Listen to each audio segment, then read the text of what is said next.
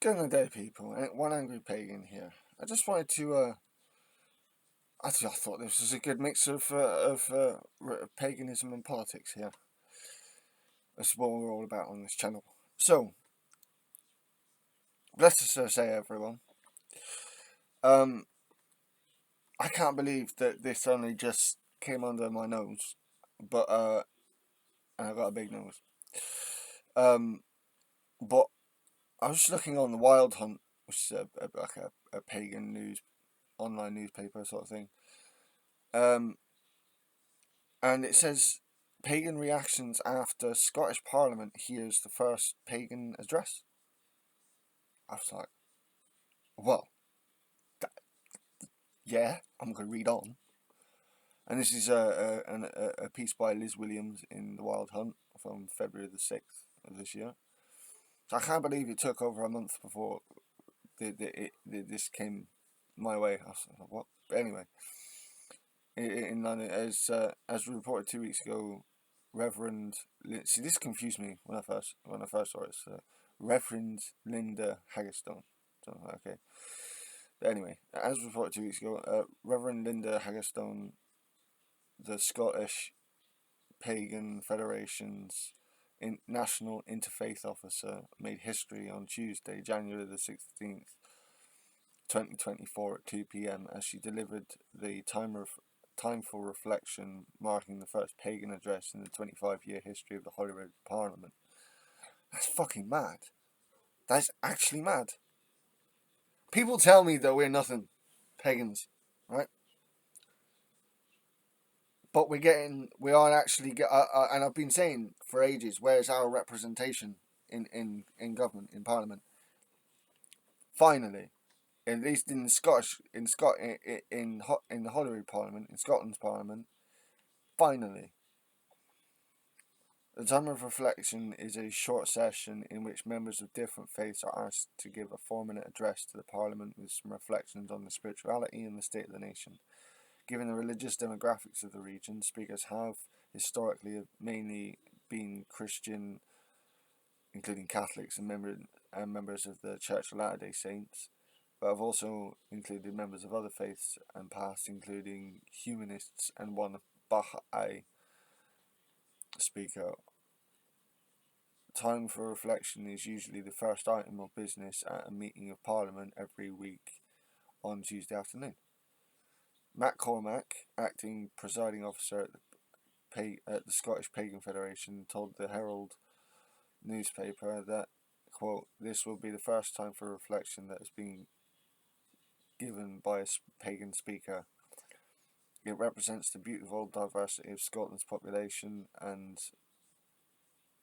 symbolises the importance of including the voices of people from different backgrounds. For many pagans, this will carry a lot of meaning and a level of recognition from the Scottish Parliament for our beliefs. Fucking right it does. Even for someone on the other end of our fucking island, literally, I'm on the south coast, of, like southwest of the south coast, like almost as south as you can get. Anyway,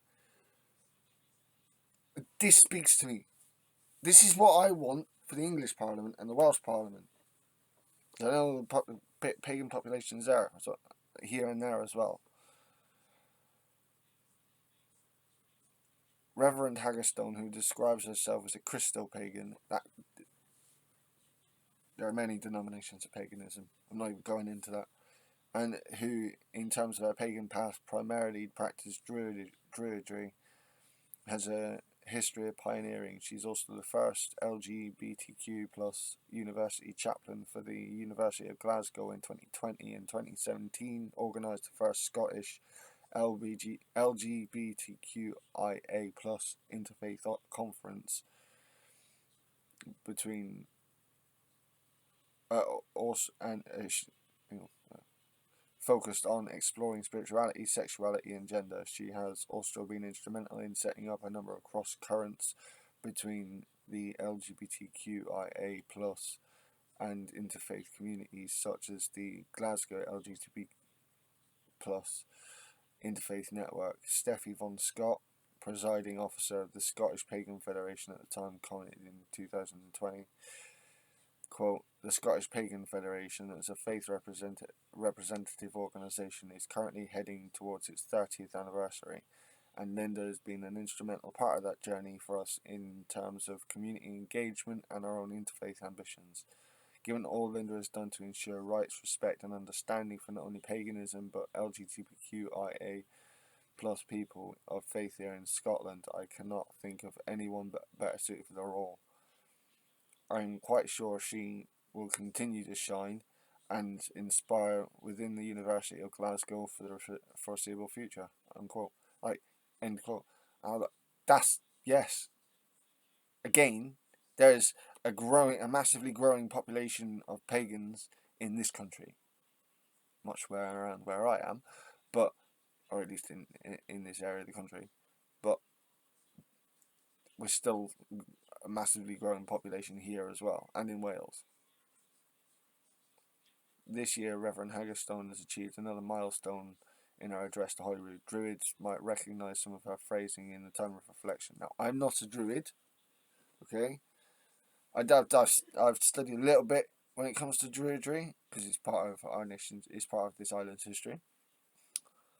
But I'm not a druid myself. I'm an Anglo-Saxon pagan. I'm a heathen. But I recognise their beliefs. By the power of star and stone, by the power of the land within and without, by all that is fair and free, I welcome you today for this time of reflection. Fucking lovely. That is brilliantly put. Coming from the Celtic branch of paganism, that's fucking, I love that. She told Parliament that the term paganism has moved from a slur that still lingers in the world today and is often met with discrimination and scorn to a beautifully messy tapestry of a spiritualist path. Modern paganism's greatest benefit and its biggest challenge is its diversity in both belief and practice, which I just demonstrated with showing how mine is different to hers. Like, this is, I mean, the paganism can still be used as a slur and has been chucked at me a number of times, but this is true. We're not going to be shut out from society anymore. This is exactly what I've been looking for, and now I want it to spread. Well done, Scotland, for this. Addressing issues such as inclusivity and the nature of different faiths, Reverend Haverstone went on to say that I view paganism as a tapestry woven with the threads of many different lenses, textures, and hues. With these diverse threads, what these diverse threads have in common is generally fourfold: recognition of our interconnectedness with each other, yep, with the earth, yep, with existences seen and unseen, yep, and the belief that we're all here to consciously honour, respect, and care for the earth, yeah. Celebration of the cycles, for example, the seasons, which each solstice and equinox, the phases of the moon or life transitions, valuing creativity, individual accountability, and a balance of masculine and feminine energies. Her address included the Druid prayer, used by many Druid groups as part of a ritual's conclusion, and a further prayer. Quote, deep within the still centre of my being may I find peace. Silently within the quiet of the grove may I share peace. Gently within the greater circles of mankind may I radiate peace. Scotland has made considerable strides recently due to the hard work of members of the pagan community in seeking legislation which would pardon those accused of witchcraft and executed during the Scottish witch trials, estimated to have been at least 4,000 people. I actually don't know whether we did that here. Might have a look. Might do that for another video.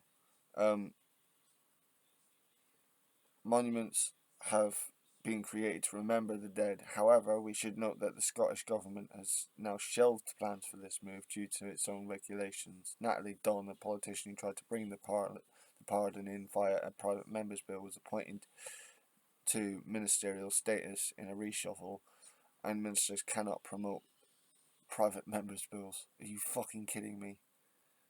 Hence, Dawn's proposed legislation, which garnered predictable objections on social media, has unfortunately been a victim of her promotion, and the government says it has no plans to legislate in this area. For fuck's sake! Build me up and then fucking crush me down, man. Shite.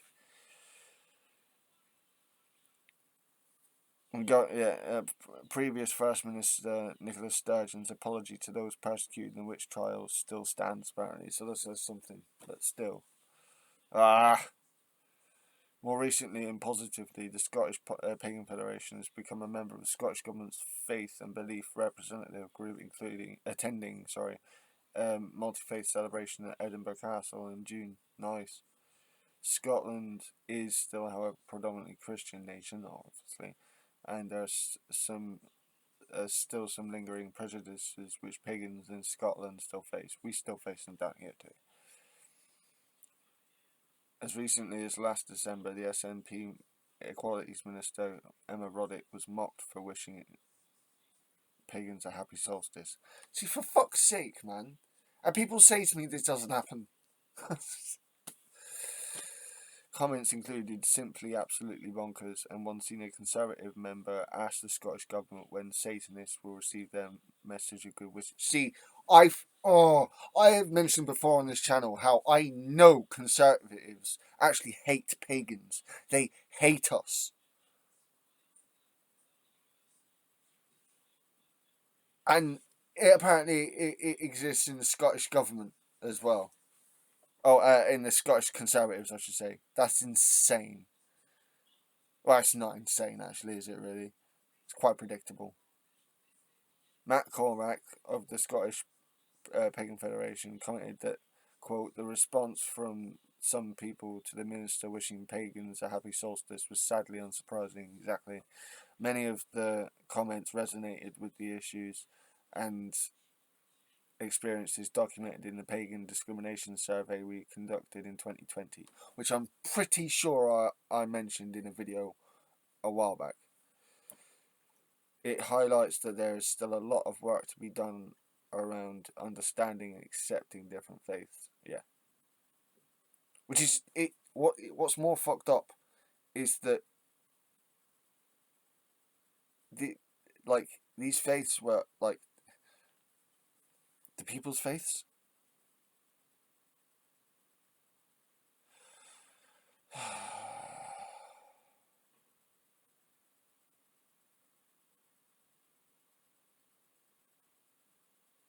It's just harsh. And I was just a short one. Hopefully, despite these setbacks, Reverend Haggerstone's address to Holyrood will be another break in the rising wall of inclusivity and acceptance of paganism in Scotland. To me, this is big. This is huge. I mean, it's not as big as it could be, as said earlier, but it's a start. And if we can have this in England and in Wales as well, and possibly Northern Ireland, if they want it, even better. This is brilliant. What people seem to forget when they shout separate religion from politics is that religion, culture, and politics are all intertwined in the society. A society is made up of people who do have religion and whose values and morals are structured, and politics are structured by religion, by their beliefs. To just wave that away is bigoted in of itself, which is hilarious coming from atheists. Anyway, end of my short rant. I think this is brilliant. So, again, I hope to see more of this going forwards. This has been Shadowita, one angry pagan. Blessed Thursday, people. Good way to see you.